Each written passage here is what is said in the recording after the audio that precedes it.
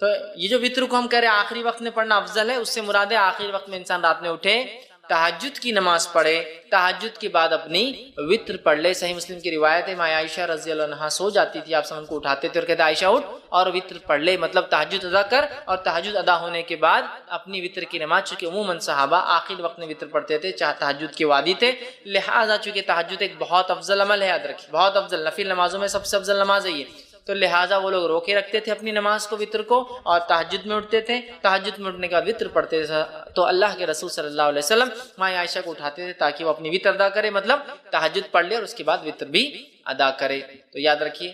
یہ آخری وقت افضل ہے، لیکن کوئی ضروری نہیں ہے، آپ کو ڈر ہے خدشہ ہے رہ جائیں گی نہیں پڑھ پاؤں گا، تو بہرحال پہلے بھی پڑھ سکتے ہیں۔ اسی طرح جو ہے جامع ترمذی ابن ماجہ اور مسند احمد کی روایت ہے، نبی اکرم صلی اللہ علیہ وسلم فرما کہا تم میں سے جس شخص کو یہ اندیشہ ہو کہ وہ رات کے آخری حصے میں نہیں جاگ سکیں گا تو اسے چاہیے کہ رات کے پہلے حصے میں ہی وطر پڑھ لے۔ جس کو ایسا لگے کہ میں رات میں نہیں اٹھ سکتا ہوں تو اسے چاہیے کہ وطر پہلے پڑھ لے، مطلب عشاء کے بعد پڑھ لے۔ پھر فرماتے اور کہتے ہیں پڑھ لے، اور جسے آخر رات میں قیام کا شوق ہو اور طمع ہو کہ وہ کرے، قیام کرے، اس کو شوق ہو، اس کو لگا ہو، اسے چاہیے کہ وہ رات کے آخری حصے میں، جس کو ڈر ہو یا میں اٹھ نہیں پاؤں گا، شک ہو رہا ہے، یا میں روز پڑھتا ہوں تہجد لیکن آج جاگا بہت دیر تک تو اٹھ نہیں پاؤں گا، یا پھر میں روز بھی نہیں اٹھ پاتا ہوں تہجد کے لیے، بس عشاء ہو جاتی ہے فجر کو اٹھتا ہوں تو بیچ میں نہیں اٹھ پاؤں گا، تو پھر وہ عشاء کی بات پڑھ لے۔ ایسا نہیں، جس کو شوق ہے رات کی نماز پڑھنا چاہتا ہے، تہجد پڑھنا چاہتا ہے، تو پھر کیا کرے، وہ وطر کو روکے رکھے، تہجد کے بعد اس کو ادا کرے۔ اسی طرح صحیح مسلم کی روایت ہے، نبی اکرم صلی اللہ علیہ وسلم فرمایا اور کہا بے شک رات کے آخری حصے کی نماز میں فرشتے آتے ہیں اور یہی افضل ہے۔ رات کے آخر حصے میں نماز کے وقت فرشتے حاضر ہوتے اور یہ افضل ہے۔ تو پتہ چلا تہجد کو آخر وقت میں پڑھنا، آخر وقت میں پڑھنا، سحر کے وقت پڑھنا، فجر سے پہلے پڑھنا افضل ہے، اور اسی طرح وطر کو بھی سحر سے پہلے، سحر کے آخر وقت میں پڑھنا، یا رات کا آخری حصہ تیسرا پہر ہوتا ہے جس سے فجر پھر شروع ہو جاتی ہے، اس کے بعد اس سے پہلے پڑھنا افضل ہے، چونکہ اس وقت فرشتے حاضر ہوتے ہیں۔ تو اسی سے میں نے کہا افضل تو آخر حصے میں ہے، لیکن عشاء کے بعد بھی فوراً اسے ادا کیا جا سکتا ہے، یاد رکھیں فوراً ادا کیا جا سکتا ہے۔ اسی طرح جو ہے صحیح بخاری اور صحیح مسلم کی ایک روایت ہے، ابو ہریرہ رضی اللہ عنہ فرماتے اور کہتے ہیں میرے خلیل، مطلب نبی اکرم صلی اللہ علیہ وسلم، خلیل مطلب بہت جگری گہرا دوست، تو فرماتے ہیں میرے خلیل نبی اکرم صلی اللہ علیہ وسلم مجھے خاص طور پر 3 باتوں کی وصیت فرمائی ہے، 3 باتوں کی مجھے تاکید کی۔ پہلا، میں ہر مہینے کے 3 روزے رکھوں، ایام 20 کے روزے جو کہ 13، 14 اور 15 تاریخ چاند کے حساب سے، اس کے روزے رکھوں، یہ آپ نے ان کو تاکید کی تھی۔ چاند کی جو ہے 13، 14 اور 15 تاریخ کو میں روزے رکھوں۔ اسی طرح آپ نے فرمایا کہا صلاۃ الضحیٰ یعنی چاشت کی 2 رکعتیں نماز پڑھوں۔ اسی طرح فرماتے اور کہا یہ کہ سونے سے پہلے میں وطر پڑھ لیا کروں، مطلب سونے سے پہلے پڑھ لیا کروں، مطلب انسان سونے سے پہلے وطر پڑھ سکتا ہے، اور ہم جانتے ہیں وطر نماز رات کی آخری نماز ہوتی ہے اور تہجد کی بعد ہوتی ہے، تو لہٰذا کوئی انسان بغیر جاگے، بغیر سوئے بھی تہجد پڑھ سکتا ہے۔ یہ جواب ہے، بہت سے لوگ بولتے ہیں نا تہجد کے لیے سونا ضروری ہے، افضل ہے سو کر اٹھ کر پڑھنا، اس لیے کہ اٹھنا، مشقت کرنا، وضو کرنا، ٹھنڈا اور گرم پانی کا مسئلہ ہوتا ہے رات میں، پھر بھی کرنا یہ افضل ہے، لیکن ضروری نہیں ہے، یاد رکھیں۔ بہت سے لوگ بولتا رہے تم تو سوئی نہیں تو تہجد کیسے پڑھیں گے، آپ نے کیا فرما رہے ابو ہریرہ رضی اللہ عنہ کو کہ سونے سے پہلے وطر پڑھ لینا، مطلب اگر تم سونے کا ڈر ہو کہ صبح نہیں اٹھ پاؤں گے تو وطر پڑھ کر سونا، اور صحابہ ظاہر سی بات ہے تہجد کی بھی عادت ہے، یہ تو کوئی جلدی بھی پڑھ سکتا ہے تہجد، یاد رکھیے، یا پھر بغیر سوئے کی بھی رات بھر جاگ لیا کسی کاز کی، کسی وجہ سے، ریزن کی وجہ سے، تو پھر میں تہجد پڑھ کر سو سکتا ہوں، ٹھیک ہے۔ اب ایک انسان نے تہجد کی نیت، مطلب مثال کے طور پر آج اس نے ارادہ کیا کہ میں سو جاتا ہوں، اس لیے کہ تہجد کا ارادہ نہیں۔ اب اگر رات کے آخر حصے میں نیند جاگ گئی، سمجھ لیجئے رمضان کے مہینے میں عموماً ہم لوگ وطر کا بھی اہتمام تہجد کا بھی کرتے ہیں، اب یہ سوچا کہ رات میں تو وطر پڑھ لی اور سو گئے، اب تہجد میں اٹھا تو وطر تو آخری نماز ہونا چاہیے رات کی، وطر نماز آخری ہونا چاہیے رات کی، اب میں کیا کروں، کیا میں ڈبل وطر پڑھوں رات میں اٹھ کے، مطلب میں نے وطر پڑھا اور سو گئے، بہت سے لوگ سوال کرتے ہیں ہم وطر پڑھ کے سو جاتے ہیں پھر کیا کریں، تو وطر پڑھ کر اگر آپ سو گئے ہیں اور رات میں نیند ہوشیار ہو جائے اور تہجد پڑھنا چاہے تو آپ صرف تہجد پڑھیں گے، وطر کو آپ ڈبل نہیں پڑھیں گے، اس لیے کہ ایک رات میں 2 وطر نہیں ہو سکتی ہے۔ اس تعلق سے آپ کی حدیث ابو داؤد جامع ترمذی اور نسائی کی جو ہے سنن نسائی کی روایت ہے، آپ نے فرمایا کہا ایک رات میں 2 وطر نہیں ہوتی۔ دوسری کی روایت میں فرمایا جو کہ بخاری کی حدیث فرمایا رات کی اپنی آخری نماز وطر کو بناؤ، وطر کو رات کی آخری نماز بناؤ، مطلب وطر تہجد کے بعد پڑھی جانا چاہیے، لیکن اگر کوئی شخص اس ڈر سے وطر پڑھ کر سو جائے کہ میں صبح شاید نہیں اٹھ پاؤں گا اور سو جائے اور پھر نیند ہوشیار ہو جائے تہجد کے وقت، تو اسے وطر کو نہیں پڑھنا ہے، صرف تہجد پڑھنا ہے۔ لیکن کوئی انسان اس کو روز کا معمول نہ بنا دے کہ روز تہجد پڑھتا ہے لیکن وطر پڑھ کے سو جاتا ہے پھر تہجد کرتا ہے، روز کا معمول نہیں۔ اگر میں روز اٹھ کر تہجد پڑھنے کا عادی ہوں تو پھر میں وطر کو اپنی آخری نماز بناؤں گا۔ یہ غلط فہمی جو ہوتی ہے ہندوستان پاکستان میں یہ بھی ہے کہ اس کو عشاء کا حصہ سمجھتے ہیں تو عشاء کے بعد پڑھ کے سو جاتے ہیں، پھر تہجد میں اٹھتے ہیں، تہجد پڑھ کے پھر اس میں ایک وطر پڑھتے ہیں۔ کیونکہ حدیث میں نا 11 رکعتیں پڑھتے تھے تو پھر کیا کرتے، پھر سے ایک وطر پڑھتے، تو ایک رات میں 2 وطر نہیں ہوتی۔ وطر کو آخری نماز بنانا ہے، تو جس کو ڈر ہے کہ صبح نہیں اٹھ پائیں گا اور وہ پڑھ کر سو جائے اور اٹھ جائے کبھی کبھار تو وہ تہجد پڑھ لے سکتا ہے، لیکن روز جو تہجد پڑھتا ہے وہ شخص جو اپنے وطر کو روکے رکھیں گا، پھر رات میں اٹھیں گا، تہجد ادا کریں گا، تہجد کی ادا کرنے کے بعد پھر وہ اپنی وطر کی نماز کو ادا کریں گا۔ اس بات کو ہم یاد رکھیں، چونکہ اسے آخری نماز بنانا چاہیے۔ اور اگر کوئی سو جائے پڑھ کر اٹھ جائے تو پھر وطر دہرانے کی ضرورت نہیں ہے، صرف وہ تہجد کی نماز پڑھ لے۔ ایک غلط فہمی یہ بھی ہوتی ہے کہ وطر پڑھ کے سو گئے، نیند ہوشیار ہوئی، تہجد نہیں پڑھ سکتے، بولے وطر آخری تھی نا، اب اکاؤنٹ کلوز ہو گیا تو تہجد بھی نہیں پڑھتے، ویسا نہیں ہے۔ کبھی کبھار آپ اٹھ جاتے ہیں، موقع ہے تو پڑھ لیجئے، وطر کو آپ کو پھر دہرانے کی لیکن ضرورت نہیں، یاد رکھیے۔ اب اسی طرح میں روز اٹھتا ہوں، رات میں تہجد پڑھتا ہوں، یا آج میں نے نیت کی کہ میں تہجد میں اٹھ کے وطر پڑھوں گا، تو میں نے وطر کو اٹھا کے بازو رکھ دیا آج رات، اب میں سو گیا، اب جب اٹھا تو فجر کی اذان ہو گئی، مطلب فجر ہو گئی، اب کیا کروں؟ تو کیا میری وطر کی قضا ہوگی؟ چلو تہجد تو چلے گی، چھوڑو، چونکہ تہجد کا مسئلہ نہیں، لیکن وطر تو بڑی اہم نماز تھی۔ تو یاد رکھیے وطر کی نماز ایک ایسی نماز ہے جس کی قضا نبی اکرم صلی اللہ علیہ وسلم ثابت ہے، چونکہ آپ اتنا پڑھتے تھے، کثرت سے پڑھتے تھے، ہمیشہ پڑھتے تھے، سفر میں پڑھتے تھے، گھر پر پڑھتے تھے، کہ آپ نے اس کی قضا بھی کی۔ اور اس تعلق سے ایک روایت ہے جو ابو داؤد، مستدرک احمد اور جو مستدرک حاکم کی حدیث، آپ نے فرمایا جو شخص وطر سے سویا رہ جائے، مطلب ارادہ تھا اٹھ کے پڑھوں گا لیکن سو گیا، روز پڑھتا تھا سو گیا، یا آج نیت کر کے وطر نہیں پڑھی کہ تہجد پڑھوں گا اور میں سو گیا، تو آپ فرماتے ہیں جو شخص وطر سے سویا رہا، سو جائے یا بھول جائے، اب یاد ہی نہیں رہی آج وطر پڑھا نہیں پڑھا، مطلب جاگتا تو رہا لیکن بھول گیا، بھول جائے تو وہ انہیں صبح کے وقت یا پھر جب یاد آ جائے پڑھ لے، تو پھر وہ شخص اسے صبح کے وقت اور جب یاد آ جائے، حالانکہ وطر کب پڑھنا ہے؟ صبح سے پہلے، فجر سے صبح چالو ہو جاتی ہے، فجر سے پہلے پڑھنا ہے، لیکن جو شخص سویا رہا یا بھول گیا وہ کیا کرے؟ وطر کو صبح پڑھ لے یا جب یاد آ جائے جب پڑھ لے۔ اس سے پتہ چلا وطر کی نماز کی قضا ہو سکتی ہے، لیکن روز کا معمول نہیں ہو سکتا ہے، جیسے روز فجر چھوٹتی تو اسی قضا کرتے، وطر روز چھوڑ کے نہیں ہو سکتا ہے۔ لیکن اگر چھوٹ جائے آدمی کی، آج ارادہ کر کے سویا تھا کہ تہجد پڑھوں گا، وطر چھوڑ دیا تھا، تو پھر صبح نیند ہوشیار ہونے کے بعد وطر پڑھ لے، چاہے فجر میں اٹھے وقت ہو تو پڑھ لے، پھر فجر کی نماز پڑھے، یا فجر کا وقت ہے تو پھر فجر پڑھ لے، اور اس کے بعد سورج نکلنے کا اگر نکلنا شروع ہوگا تو انتظار کرے، اور نکلنے کے بعد صبح میں پڑھ لے۔ تو اس سے پتہ چلا وطر کی نماز کو قضا بھی کیا جا سکتا ہے، لیکن معمول نہ ہو، بلکہ جو ہمیشہ پڑھتا اور چھوٹ جائے تو، ورنہ آپ جو ہمیشہ ہی کریں گے اس کی قضا، ویسا نہیں، یہ فرائض میں سے نہیں، یاد رکھ، ٹھیک ہے۔ لیکن میں نے آج نیت کیا کہ وطر پڑھوں گا، مطلب تہجد پڑھوں گا، وطر پڑھوں گا، یا میں روز تہجد پڑھتا ہوں اور وطر پڑھتا ہوں اور آج بھول گیا، تو اس کی قضا ہو سکتی ہے، یاد رکھ، ٹھیک ہے۔ اب آئیے وطر کی رکعتیں کتنی ہیں، وطر کی نماز سے کتنی رکعتیں ہوں؟ تو وطر کی نماز صحیح بخاری اور صحیح مسلم کی روایت ہے، اب سنن نسائی ہے، مستدرک حاکم ہے، بیہقی ہے، اور اتنی ساری حدیثیں آتی ہیں جس کے اندر آپ صلی اللہ علیہ وسلم سے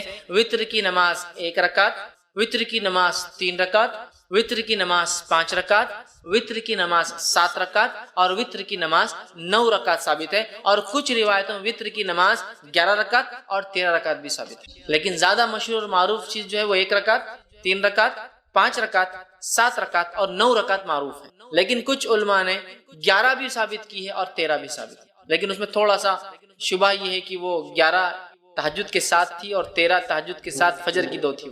اس لیے میں وہ نہیں لے رہا ہوں، لیکن 9 رکعت تک تو بالکل ثابت ہے۔ لیکن ہمارے پاس چلن کس چیز کا ہے؟ کیا چیز مشہور اور معروف ہے؟ ہم لوگوں کے پاس جو ہے 3 رکعت مشہور اور معروف، کوئی ایک پڑھ لے تو بھی وہ خارج ہو جاتا ہے، مطلب دھکے پر لوگ اسلام سے خارج ہو جاتے ہیں، مسلک سے خارج ہو جاتے ہیں، بے دین ہو جاتے ہیں۔ 1 رکعت بھی ثابت ہے، لیکن 3 معروف، لیکن 3 ضروری نہیں، یاد رکھیے، 1 بھی، 3 بھی، 5 بھی، 7 بھی اور 9 رکعتوں تک پڑھ سکتے ہیں۔ اب آئیے ایک کے بعد ایک ہم دیکھتے ہیں یہ نماز، اس کی دلیل اور اس کے بعد اس کا طریقہ، یہ 1 کیسی پڑھیں گے، 3 کیسی پڑھیں گے، 5 کیسی پڑھیں گے، 7 کیسی پڑھیں گے اور 9 رکعت کیسے پڑھیں گے، ٹھیک ہے۔ جو آدمی کی جیسی سہولت، صحت، حالات کے اعتبار سے 1 پڑھے، 3 پڑھے، 5 پڑھے، 7 پڑھے، 9 پڑھے، ٹھیک ہے۔ یہ تہجد کی رکعتوں کے علاوہ ہے، تہجد کی رکعتیں کتنی؟ انشاءاللہ تہجد پورا الگ سے ایک چیپٹر ہے، وہ لوں گا جب بتاؤں گا آپ۔ اب آئیے، ایک رکعت کے تعلق صحیح بخاری صحیح مسلم کی روایت ہے، نبی اکرم صلی اللہ علیہ وسلم رات کی نماز جو ہے 2 رکعتیں کرتے تھے، اور جب جو ہے آپ نے فرمایا تمہیں صبح ہونے کا اندیشہ ہو تو اسے 1 رکعت کر لو، مطلب آپ صلی اللہ علیہ وسلم فرمایا کہا، جب آپ سے پوچھا گیا تو آپ نے فرمایا رات کی نماز 2 رکعتیں کر کے ہیں،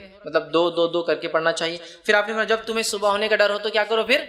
بہت ہم کو ایک سیریسنس کے ساتھ سمجھنے کی ضرورت ہے کہ ہمیں جو اللہ کی راہ میں مال خرچ کرنے کا اپنا مزاج بنانا ہے۔ دیکھیے تو دیکھیے انشاءاللہ کبھی مال کم نہیں ہوگا، اس لیے کہ اللہ رب العزت سورہ سبا سورہ نمبر 34 آیت نمبر 39 میں 39 میں فرماتا ہے، کہتا ہے وَمَا أَنفَقْتُم مِّن شَيْءٍ فَهُوَ يُخْلِفُهُ وَهُوَ خَيْرُ الرَّازِقِينَ، اگر تم میری راہ میں خرچ کرو گے تو میں ضرور تمہیں پلٹا کر اس کو دوں گا۔ اللہ کون کہہ رہا ہے؟ اللہ کہہ رہا ہے وَهُوَ يُخْلِفُهُ، میں اس کو مخالف بولتے ہیں نا، الٹی سمت کو بولتے ہیں مخالف، میں اس کو پلٹاؤں گا تمہارے طرف اس مال کو۔ اللہ کیا فرما رہا ہے؟ وَمَا أَنفَقْتُم مِّن شَيْءٍ، جو بھی تم اللہ کے راہ میں خرچ کرتے ہو، فَهُوَ يُخْلِفُهُ، میں ضرور اس کو پلٹا کر دوں گا تم کو، وَهُوَ خَيْرُ الرَّازِقِينَ، اور اللہ تو سب سے خیر رزق دینے والا ہے۔ ہم جو خرچ کریں گے وہ پلٹ کر آنے والا ہے، یاد رکھیے، جانے والا نہیں ہے۔ اس لیے میں نے کہا بغیر ڈرے خرچ کیجئے، اللہ آپ کو پلٹا کر دینے والا ہے، اس کا بدلہ يُخْلِفُهُ، وہ مخالف سے الٹا پلٹا کر دیں گا آپ کو۔ آپ نے خرچ کیا، آپ کو مال ملا، آخرت میں 700 تو باقی ہے ہی، اس کو تو چھوڑ ہی دیجئے، ان ریٹرن دنیا میں بھی وہ مال واپس ملے گا اس سے بہترین انداز سے، اولاد کی صحیح ہونے کے اس شکل میں، مال کی برکت کی شکل میں، کم زندگی میں زیادہ کام کی شکل میں، اور زندگی میں ایسے کارنامے انجام دینے کی شکل میں کہ مرنے کے بعد اس کا اجر ملتا رہے۔ یخلفہ، اللہ پلٹائیں گا، اس کو بدلہ دینا ہی اللہ ہے۔ تو اس لیے میں نے کہا مال بے جھجک ہو کر خرچ کیجیے اللہ کی راہ میں۔ مال اللہ کی راہ میں خرچ کرنے والا کبھی غریب نہیں ہو سکتا۔ نبی اکرم صلی اللہ علیہ وسلم نے اس چیز کو بہت خوب اپنی حدیثوں کے اندر بتایا اور بار بار بیان کیا۔ آپ وسلم فرماتے ہیں مال خرچ کرنے کے بارے میں، 2 فرشتے، صحیح بخاری کی روایت ہے، 2 فرشتے ہیں جو روز اترتے ہیں اور اللہ رب العزت سے دعا کرتے ہیں۔ ایک کہتے ہیں اللہ خرچ کرنے والے کے مال کو بڑھا دیں، اور دوسرا کہتا ہے اللہ جو خرچ نہیں کرتا، بخیلی کرتا ہے، تیرے راہ میں روکتا ہے، اس کے مال کو برباد کر دے اور تباہ کر۔ روز 2 فرشتے اترتے ہیں دنیا میں اور دعا کرتے ہیں، اور اللہ فرشتوں کی دعاؤں کو رد نہیں کرتا۔ یاد تو دعا کرتے ہیں کہ اے اللہ دینے والے کے مال کو بڑھا، اور دوسرا کہتا ہے اللہ خرچ نہ کرنے والے کے مال کو تباہ اور برباد۔ تو گویا جو مال خرچ نہیں کرتا وہ روز ایک فرشتے کی بد دعا کا مستحق بھی بنا۔ اور مال خرچ کرنے دیں، مال یاد رکھیے کبھی کم نہیں ہوتا، یاد رکھیے، اور مال صرف جو ہے بڑھتا ہی رہتا ہے۔ نبی اکرم صلی اللہ علیہ وسلم نے ایک حدیث میں فرمایا جو صحیح مسلم کی آپ نے فرمایا، کہا 2 لوگوں کے سوا کسی اور پر رشک مت کرنا۔ رشک سمجھتے نا، کاش میں ایسا ہوتا، سمجھ رہا؟ 2 لوگوں کے سوا کسی اور کے جیسا ہونے کے جیسا رشک نہ کرنا، کسی کے جیسا ہونے کی امید یا اللہ سے امید یا جو ہے اس کی نیت نہ کرنا۔ وہ کون 2 لوگ ہیں؟ پہلا اللہ نے جس کو قرآن عطا کیا ہو، وہ قرآن کا حافظ ہو، قرآن کو یاد کرتا ہو اور پڑھتا ہو خوب پڑھتا ہو، اللہ نے اس کو قرآن دیا ہو اور وہ خوب اس کی تلاوت کرتا ہو، تو ایسے آدمی کو دیکھ کے آپ بول سکتے کاش میں بھی ایسا ہوتا۔ اور کہا دوسرا وہ آدمی جس کو اللہ نے مال دیا ہو اور وہ دونوں ہاتھوں سے صرف خرچ کرتا ہے، اس آدمی کو دیکھ کے بھی ہم کہہ سکتے کاش میں بھی اس کے جیسا ہوتا۔ یہ 2 لوگوں کے علاوہ رش نہیں کر سکتے۔ اور ہمارا معاملہ کیا ہے؟ کوئی آدمی کو مال خرچ کر دے گا، کیسا بیوقوف ہے یہ، اللہ کبھی ایسا نہیں بنانا میرا بیوقوف۔ میرے پاس ہوتا نا تو میں اپنی ایک اچھی گاڑی لیتا، ایک اچھا شہر سے باہر بنگلہ بناتا، ایک اچھی سہولت زندگی تھا۔ بیوقوف روز خرچ کرتے رہتا۔ رشک صرف 2 لوگوں پہ ہو سکتا ہے، جس کو قرآن یاد ہو، پڑھتا ہو اس کو خوب، اس کے جیسا کر سکتے اللہ کاش میں بھی ایسا ہوتا، مجھے تو عقل دیتا، حافظہ دیتا، میں بھی یاد کر کے پڑھتا۔ اور دوسرا جس کو مال خرچ کرتے ہوئے دیکھو تو نیت کر سکتے اللہ کاش میں بھی ایسا ہوں، اس کے جیسا، اور خوب مال خرچ کر۔ اس کے علاوہ کسی کے ایسا ہونے کی نیت نہیں کر سکتے، معلوم۔ اور ہمارے پاس خرچ کرنے والے کو ہم کیا سمجھتے ہیں؟ بیوقوف ہے، خرچ کر رہا، دیکھ کیا ضرورت تھی اتنی بڑی مسجد بنانے کی؟ مسجد تو کوئی بنا کے دے سکتا تھا۔ کیا ضرورت تھی فلاں یتیم خانے کو دینے کی؟ کوئی بھی چلا دیں گے، یتیموں کیا کیسی بھی زندگی جی لیتے ہو۔ کیا ضرورت تھی چیریٹیبل ہاسپٹل بنانے کی؟ کمی تھی کہ ویسے بھی 10-20 روپے میں علاج ہو جاتا، جو بنا کے رکھ دیے؟ نہیں، اس لیے کہ وہ انویسٹمنٹ ہے ریئل، وہ بچ رہا ہے اس کا، وہ جانتا ہے۔ اس لیے کبھی کبھار ہائر لیول کے ایسے انویسٹمنٹس ہوتے ہیں جو لوور لیول کے لوگ کبھی سمجھ ہی نہیں پاتے ہیں۔ تو ویسے آج ہمارے مسلمانوں کا حال ہو چکا ہے۔ اللہ کی راہ میں خرچ یہ بہت بڑا انویسٹمنٹ ہے، اس کو تصور کیجئے، ذہن میں لائیے، ٹارگیٹ کیجئے اپنی آڈینس کس پہ خرچ کروں گا، ایک ایک نکال کر یہ مستحق دکھ رہا فلاں ہے، وہ سب تو گیا درکنار۔ کوئی خرچ کرنے والے کو ملامت کرتے بیوقوف خرچ کرتے رہتا ہے۔ رش صرف 2 لوگوں پر ہوتا ہے، اور نبی اکرم صلی اللہ علیہ وسلم فرمایا، متفق علیہ روایت ہے اور حدیث قدسی ہے۔ حدیث قدسی اس حدیث کو کہتے ہیں جس میں اللہ رب العزت پہلا راوی ہوتا ہے اس کا۔ رسول اللہ کہتے ہیں کہ اللہ فرماتا ہے، حدیث قدسی کیا ہے؟ اللہ رب العزت فرماتا ہے یا ابن آدم، اے آدم کے بیٹے، اور بیٹے میں بیٹیاں بھی شامل ہیں، اولاد آدم، اے اولاد آدم، یا ابن آدم انفق علیک، تو میری راہ میں خرچ کر، میں تجھ پر خرچ کر۔ انفق، تو خرچ کر، انفق علیک، میں تجھ پر خرچ کروں گا۔ اللہ کہہ رہا ہے تو خرچ کر، میں تجھ پر خرچ کروں گا، لوٹا کر دوں گا تجھے اس کا بدلہ۔ اے ابن آدم سے اللہ رب العزت جو ہے آدم کی اولاد سے ہم سے خطاب کر رہا ہے کہ تم میری راہ میں خرچ کرو، میں اس کو پلٹاؤں گا تمہارے طرف، میں لوٹانے والا ہوں اس کو۔ تو کہا یا ابن آدم تو خرچ کر، میں تجھ پر خرچ کرتا رہوں گا، تو خرچ کرتا رہا میری راہ میں، میں تجھ پر جو ہے خرچ کرتا رہوں گا۔ اب میں سمجھتا ہوں اللہ رب العزت نے جب وعدہ کر دیا خرچ کرنے کا، میں نہیں سمجھتا ہوں اس سے بڑی اور جو ہے اپنے وعدے کو پورا کرنے والی کوئی ذات ہے جو اپنے وعدے کو پورا نہ کرے۔ تو خرچ کر کے تو دیکھ، میں تجھے لوٹاؤں گا۔ اور جس نے بھی خرچ کیا یاد رکھیے وہ اس کا مزہ جانتا ہے، خرچ کرنے میں کیا لذت آتی ہے اور کیا مزہ۔ خرچ نہیں کرے تو دوسرے کو بیوقوف ہم دیکھتے ہیں، لیکن خرچ کرنے والے کو پتہ ہے اس میں کیا لذت ہے۔ خرچ کرنے کی جو فضائل آتے ہیں اس میں سے ایک فضیلت یہ ہے کہ خرچ کرنا سب سے نفع بخش تجارت ہے۔ معلوم بیسٹ بزنس اگر دنیا میں کسی نے کیا تو وہ آنے والی ہر آفٹر کی لائف کے لیے یہاں انویسٹمنٹ کیا، یہ سب سے نفع بخش تجارت ہے۔ کون سی؟ اللہ کے راہ میں خرچ کرنا۔ اب ہوتا ہے نا آپ کسی سے ملنے گئے اور وہ کچھ تو بھی نیٹ پر کچھ کر رہا ہے، اوہ کیا کر رہے ہو تم؟ میں شیئر مارکیٹ میں انویسٹمنٹ کرتا ہوں۔ اوہ کیا فائدے ہوتے ہیں اس کے، بولا یہ فائدے ہوتے ہیں، وہ فائدے ہوتے ہیں، ایسے فائدے ہوتے ہیں، دن میں جو ہے میں لاکھ پتی، رات تک کروڑ پتی بن جاتا ہوں، ایسا ہوتا ہے، فلاں ہوتا ہے۔ بولتے کیا بھاری آدمی ہے یار، یہ کیا خاموشی سے انویسٹمنٹ کر دیا اس نے، بتایا تک نہیں، اگلی بار اپن بھی ایسے کریں۔ انویسٹمنٹ ڈھونڈ رہے آپ بھی خاموشی سے کچھ تو بھی کر رہے ہیں انویسٹ، ڈوب گئے تو بولتے بھی نہیں آپ کسی کو خاموشی میں، وہ ایک الگ بات ہے، لیکن آپ بھی انویسٹ کر رہے خاموشی سے، اس لیے کہ میرا بھائی کر رہا ہے، ایک ہائر لیول پر اس کے انویسٹمنٹ جا رہے ہیں، فلاں ہو رہے ہیں، سمجھ میں آتا ہے اس ہے نا۔ اب اللہ کی راہ میں خرچ کریں گے، نہ کچھ دکھ رہا ہے، نہ کوئی معاملہ ہو رہا ہے، نہ کوئی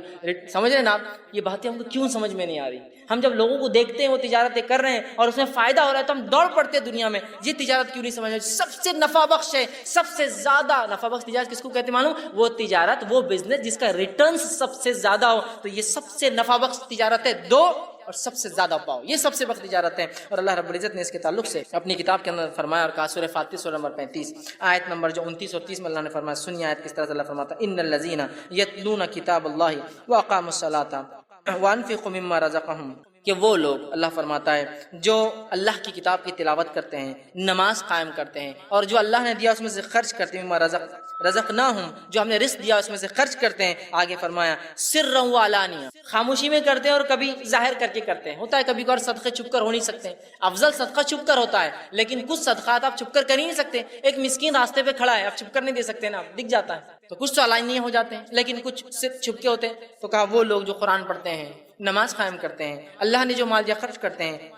جو دکھ جاتا ہے، جو چھپا کر کرتے ہیں، اللہ نے فرمایا ان کے تعلق علانیتاً یرجون تجارتاً لن تبور، ایک ایسا بزنس کرتے ہیں جس میں کبھی گھاٹا ہوتا ہی نہیں ہے۔ اللہ کی راہ میں خرچ کرنے میں کبھی گھاٹا ہوتا ہی نہیں، یہ ایسی تجارت ہے جو ڈوبتی ہی نہیں ہے۔ دنیا کی ہر تجارت ڈوب جاتی ہے یا انویسٹ کرنے والا مر جاتا ہے، دونوں میں سے کوئی چیز، یہ کبھی نہیں ڈوبنے والی تجارت، کبھی نہیں، آپ کو اس کا بدلہ ہمیشہ ہمیشہ ملتا ہے۔ اور خفیہ خرچ کرنے کے فضائل تو میں سمجھتا ہوں ہم سب جانتے ہیں، خفیہ خرچ کرنے کے بہت بہت بہت زیادہ فضائل جو ہے کتاب و سنت میں، قرآن حدیث میں آتے ہیں، جس میں سے ایک فضائل جو آتا ہے صحیح بخاری کی روایت میں ہے، 7 لوگ جو عرش کے سائے میں ہوں گے جبکہ کوئی سایہ نہ ہوگا، اس میں سے ایک شخص وہ ہوگا جو سیدھے ہاتھ سے جب خرچ کرتا تھا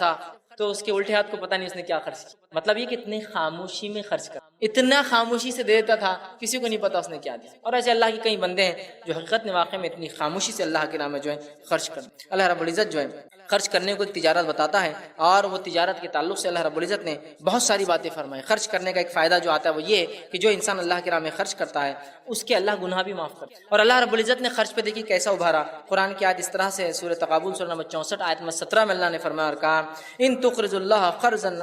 قرضا حسنا یضاعفہ لکم